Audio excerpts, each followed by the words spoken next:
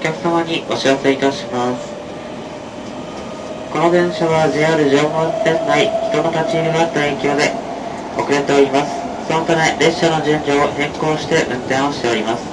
ご利用のお客様には大変ご迷惑をおかけいたします。申し訳ございません。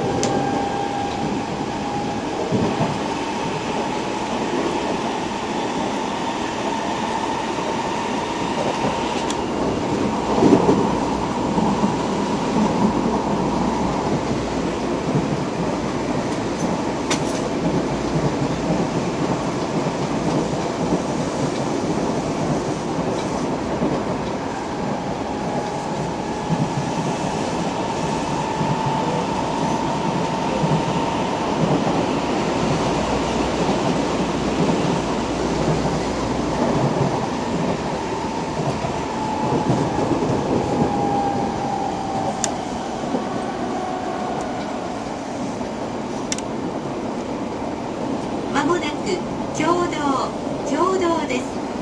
経堂の次は成城学園前に停まります。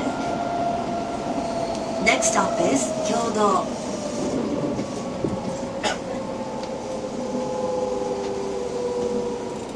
千歳船橋祖師ヶ谷大倉にお越しのお客様、お乗り換えです。お出口は右側です。